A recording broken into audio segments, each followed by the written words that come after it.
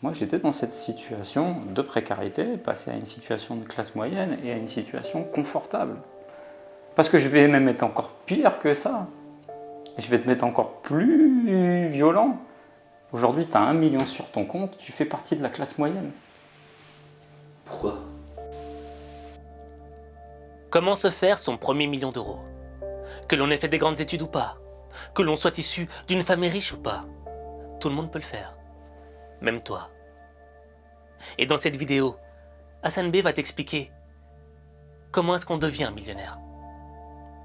Et je te conseille de regarder cette vidéo jusqu'au bout, parce qu'elle te servira pour les 20 prochaines années de ta vie.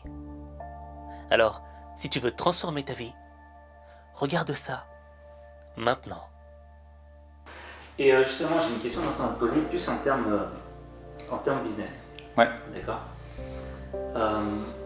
Tu vois, on a souvent tendance à se dire, on voudrait tous être riches, on voudrait tous être millionnaires, et on se dit, ouais, moi je vais lancer ce business pour être riche au début, Ouais. et je me dis, ouais, là je vais gagner, allez, là je suis sûr, certains, je peux gagner 1 million d'euros, ah là je peux gagner 500 000 euros, etc. Ouais. Est-ce que le fait de partir avec cet état d'esprit-là, tu penses que ça peut te permettre de réussir? Non. Non. Quel état d'esprit il faut selon toi? Déjà, il faut que tu saches pourquoi tu veux être millionnaire. C'est une question de bon sens. Qu'est-ce qui t'anime? Il est où le réel pourquoi? Si tu sais pas déjà ça, si c'est juste pour avoir de l'argent, ok, peut-être que tu y arriveras. Hein. Tu fais du dropshipping, tu montes un site, et encore ton site il marche pas, mais tu dis comment tu expliques à gagner de l'argent avec du dropshipping, tu vas gagner de l'argent, peut-être que tu vas gagner rapidement de l'argent. Gagner de l'argent rapidement, ça peut se faire, hein. Certains y arrivent, certains passent des résultats exceptionnels en l'espace de 6 mois, ça c'est fantastique. Mais il est où le réel pourquoi? Et donc parfois justement cet argent si vite gagné est si vite perdu. Tu vois, si tu prends l'exemple de tous ces gens qui ont gagné au loto, de tous ces grands sportifs qui ont perdu de l'argent, 1 par méconnaissance, 2 par le fait qu'ils ont été mal entourés, et 3 aussi parce qu'eux ils n'ont pas fait ce sport-là pour l'argent, ils ont fait le sport par amour du jeu, si tu veux. Ils se sont retrouvés avec une fortune et ne savaient pas quoi en faire, ils ne savaient pas pourquoi on doit avoir de l'argent. Aujourd'hui, je t'explique pourquoi tu dois avoir de l'argent. Si tu veux aider les autres, tu dois avoir de l'argent. Si tu veux justement contribuer, tu dois d'abord être égoïste. Donc tu dois d'abord amasser pour toi. Tu sais, j'ai tendance à rappeler que tu feras, si tu veux aider des sans-abri de ta ville, de ton quartier, tu les aideras jamais avec un câlin. C'est une question de logique. Tu vas les aider en peut-être montant une fondation, un foyer, pour accueillir des gens, les nourrir, et tout ça, ça se fait avec un levier. Je te dis pas que c'est bien, c'est pas bien. Je suis pas un pro-capitaliste. C'est un système qui est sur nous aujourd'hui. Que tu le veuilles ou non, c'est un système qui est sur nous. Donc au lieu d'être hors de ce système et de critiquer de ce système, utilise-le. Si tu sais l'utiliser à bon escient, tu feras des choses de bonne valeur. Et tu laisseras en contribution à ce monde quelque chose d'intéressant. Parce que tu peux me parler d'écologie, de causes très importantes, hein, peu importe la cause qui est importante pour toi, elle ne se fera pas sans moyens financiers. Tu peux te révolter autant que tu veux, tu peux aller manifester autant que tu veux. On ne donnera rien, ou au mieux des miettes, parce que tu as bloqué peut-être tout un pays pendant 1 an. Mais c'est vrai. Et je trouve même légitime leur démarche, par exemple, à ces gens-là. Sauf que peut-être qu'ils la comprennent mal ou restent encore sur un espoir. Un espoir surtout, là on est en France et on a cette idée que l'État protège. L'État subviendra toujours aux besoins. La santé est gratuite. La santé n'est pas gratuite. Tu veux les meilleurs soins, c'est payant. Et de plus en plus.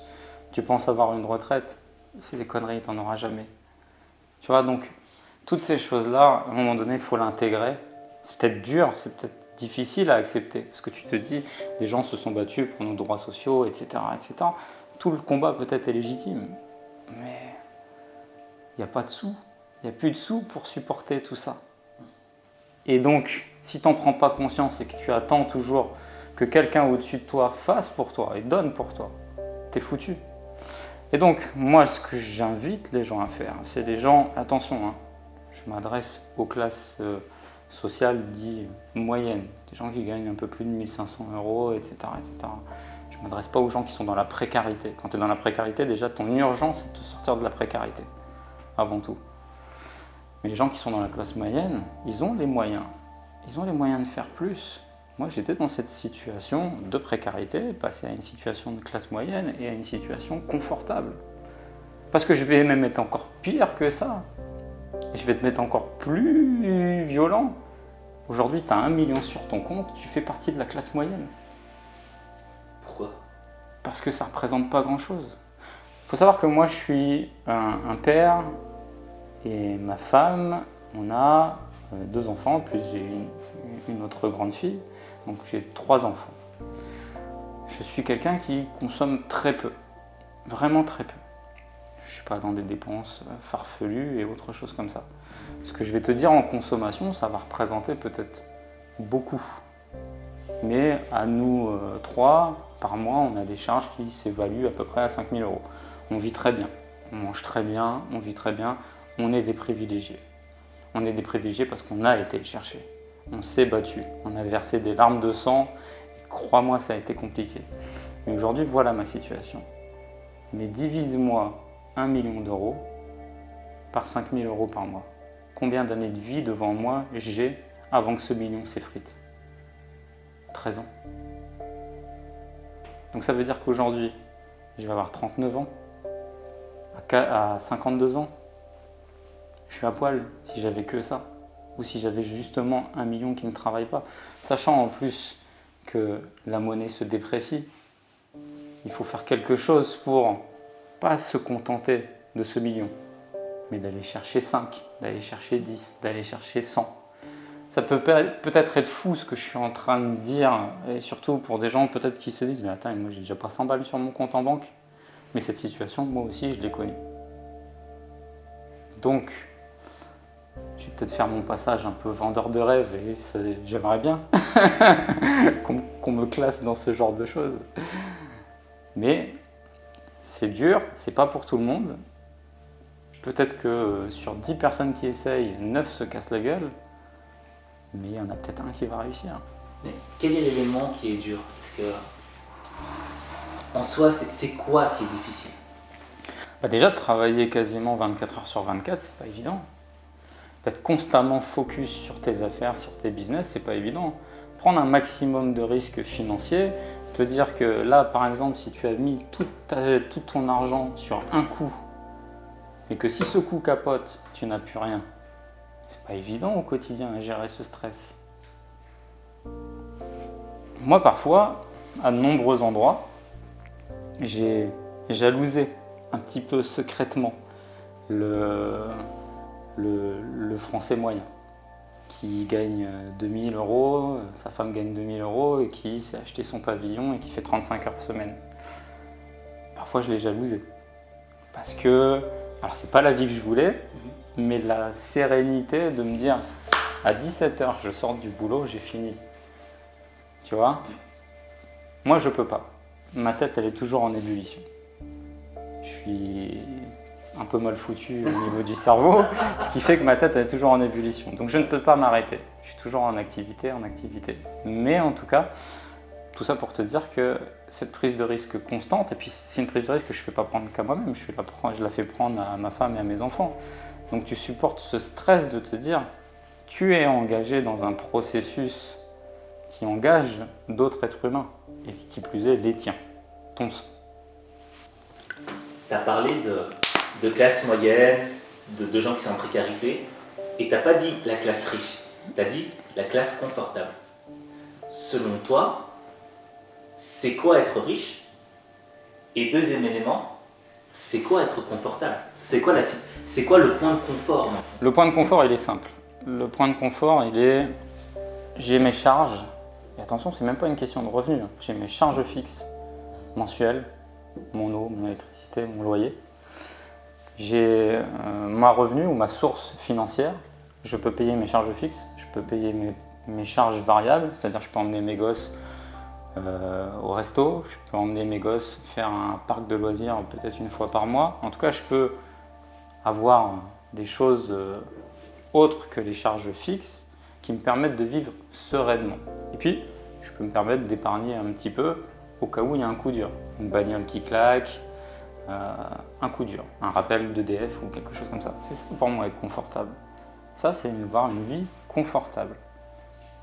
Après, avoir une vie riche, c'est autre chose. C'est quoi?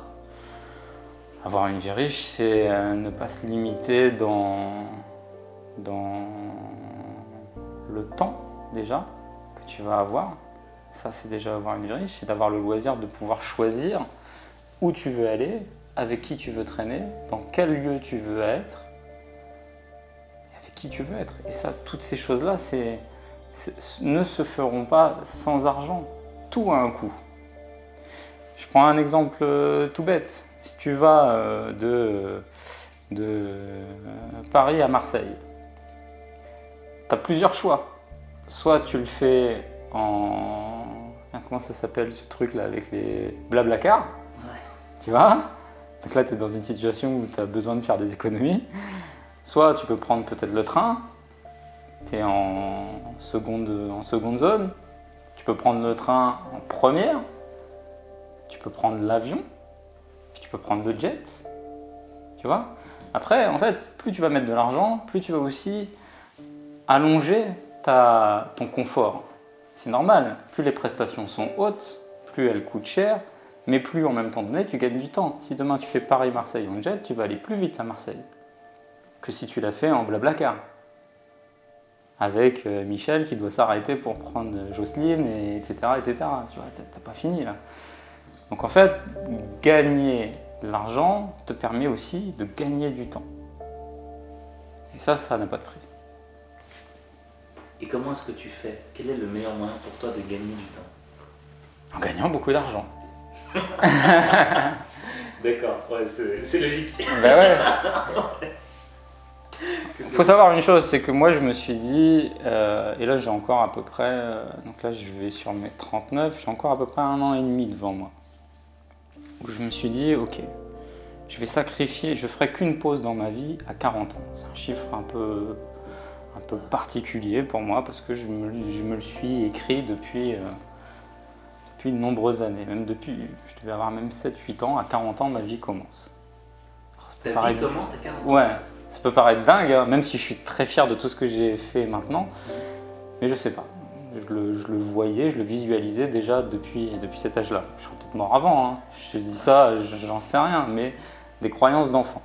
Ce qui veut dire qu'aujourd'hui, au niveau pragmatique, à 40 ans, je fais une vraie pause. Dans mes affaires, dans mes business, je fais une vraie pause. Une vraie pause, pour moi, ça veut dire que je suis en pilotage.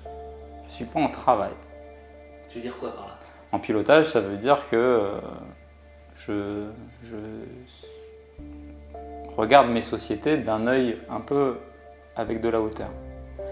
Quand je travaille dedans, je suis impliqué dedans au quotidien. Mais par contre, j'ai commencé à peu près les affaires, j'avais à peu près 20 ans. Ça fera 20 ans que je fonctionne en travaillant. Tu vois, quand j'étais gérant de société, le pire statut social, même entrepreneur, hein, c'est un vrai mauvais statut social. Hein, parce que tu travailles 10 fois plus qu'un salarié. Et tu as des contraintes beaucoup plus importantes qu'un salarié. C'est pour ça que je te disais que j'étais un petit peu jaloux de monsieur et madame tout le monde qui rentrent chez lui. C'est comme un gamin, il rentre de l'école, il lance son cartable, l'école est finie. Je me suis dit, voilà, tu te sacrifies pendant 20 ans. 20 ans de sacrifice. C'est-à-dire que tu t'achètes quasiment rien, tu voyages très peu, tu vis dans un certain minimalisme exacerbé. Et puis à 40 ans, tu feras une pause, mais une pause en pilotage. Je sais pas pourquoi on en est arrivé là, mais c'est un peu l'idée.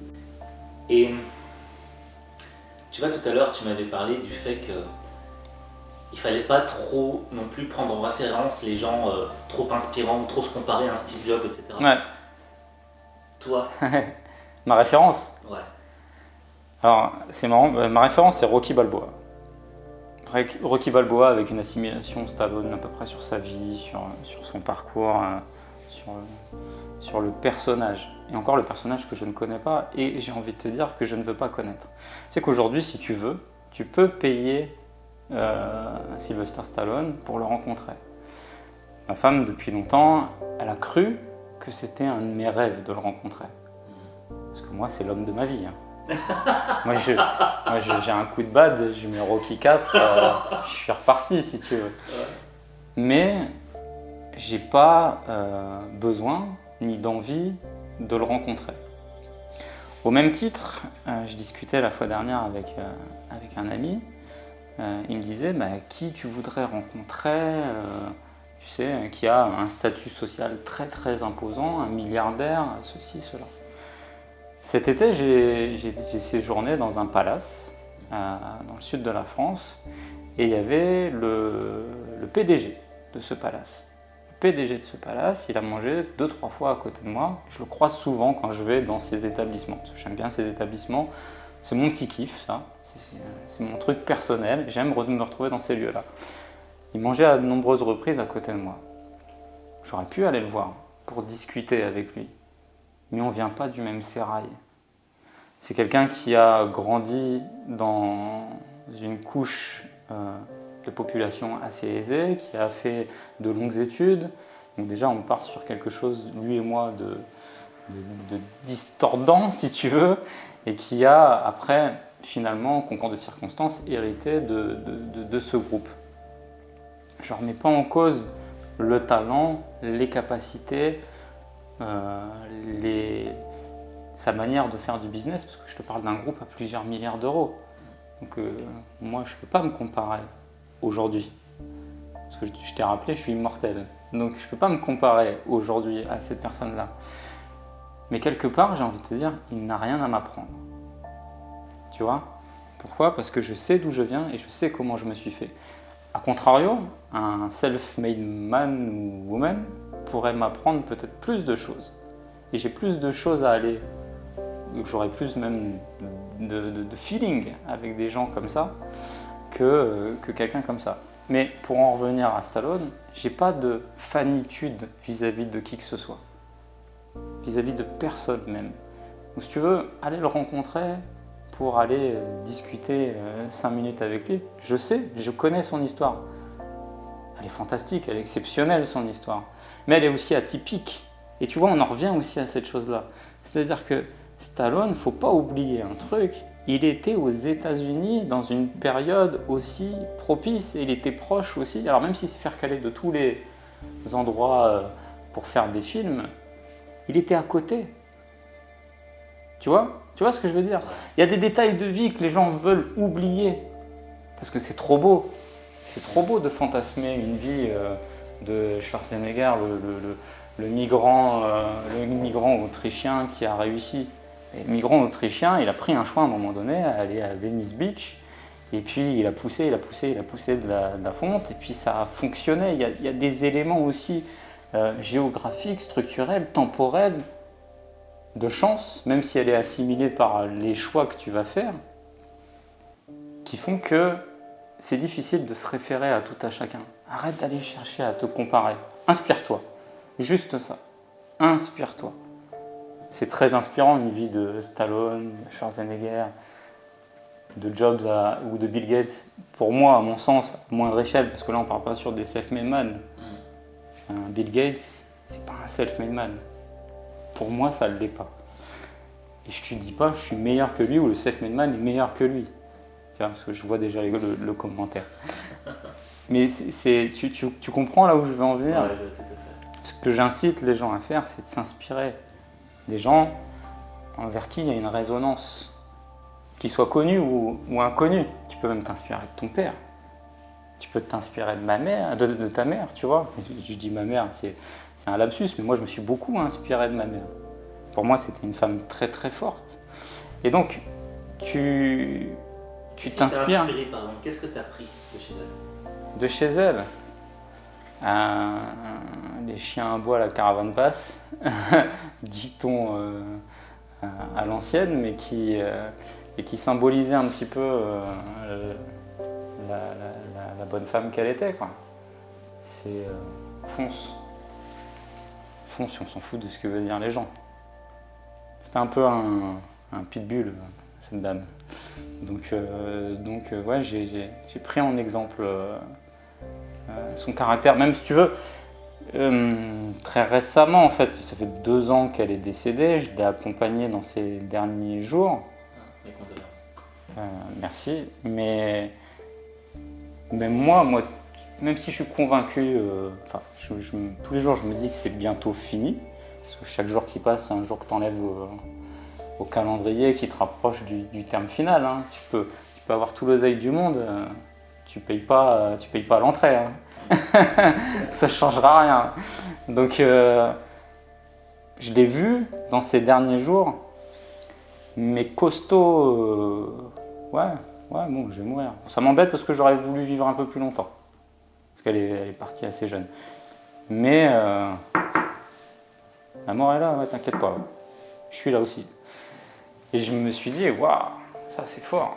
Alors que moi j'aurais été dans cette situation, je sais pas comment j'aurais réagi. De toute façon, je vais la connaître, mais ça a été une source d'inspiration, tu vois. Donc, on en revient à ça. Inspirez-vous. Copiez pas. C'est ça. Parce que, aussi, les gens veulent créer du mimétisme. Tu seras peut-être pas le nouveau Stallone. Tu seras peut-être pas le nouveau Schwarzenegger. Tu seras peut-être pas n'importe qui, un Will Smith ou... C'est des gens avec une... Tu sais, on a tous une empreinte digitale différente. C'est incroyable. Sur le nombre de milliards d'êtres humains qu'il y a eu sur cette planète depuis que planète il y a. Donc si tu considères que toi et moi, on n'a pas la même empreinte digitale, on ne peut pas avoir la même vie. On peut avoir des similitudes, on peut avoir des rapprochements, mais on n'aura pas la même vie. Et ça, quand tu l'as intégré, tu vas aller t'inspirer, mais tu ne vas pas copier, parce que généralement la copie, ça sera généralement qu'une mauvaise copie, et tu n'auras, en plus tu finiras frustré, parce que tu voulais être ça, et tu seras ça, tu seras qu'un ersatz de ce qui s'est fait. Et ça, c'est jamais bon. Soit toi, quelle que soit la réussite, parce que ça ne veut rien dire. Si la réussite, elle se quantifie au million, ça veut dire strictement rien. C'est trop superflu. Ça veut dire que tu me prends une Britney Spears et dans ses meilleures années, qui était à 200 ou 300 millions de fortune, ça veut dire que là, c'est une nénette exceptionnelle et quand elle est chauve à 0 €, c'est une nénette pourrie. Non. Tu vois, c'est pas ça la réussite. C'est comme ce que je te disais au tout début. Réussite, échec, c'est pas des mots à employer. Tu vis et tu as des expériences. Ni plus ni moins. Maintenant, je veux que tu fasses une chose. Je veux que tu écrives en commentaire à quoi devrait ressembler ta vie dans 5 ans. La plus belle vie que tu peux imaginer. Et quand ces 5 ans se seront écoulés, je veux que tu reviennes sur ce commentaire. Et que tu écrives en dessous si tu as respecté ou pas la promesse que tu t'es faite. Maintenant, pour arriver à cette vision dans les 5 prochaines années, je te conseille d'aller regarder au moins une fois par jour une vidéo d'Hassan B. Parce que ce mec-là, je t'assure, il a tâté le terrain. Tu vois, c'est un peu comme... y a des gens, tu vois, qui font souvent les voyous. Tu sais, t'as des rappeurs, par exemple, qui jouent les voyous alors qu'ils n'en sont pas. Parce qu'ils n'ont jamais vraiment tâté la rue. Ils savent pas c'est quoi. Eh bien, tu vois, Hassan B, c'est le genre de mec qui a tâté le business. Tu vois, tu sens qu'il sait de quoi il parle, parce qu'il a touché, il a été dedans. Et quand tu écoutes ses conseils vidéo, bah ça t'inspire, ça te motive, et ça te donne envie de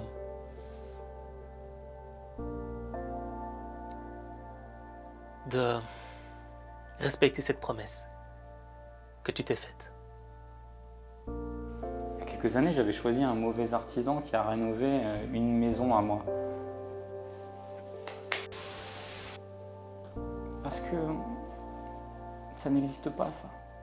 Ça n'existe que pour celui qui se ment à ça, qui se voit, lui, au contrario. C'est stratégiquement toi, en tant que personne, tous les business que tu vas mener, qu'est-ce qu'ils vont faire que dans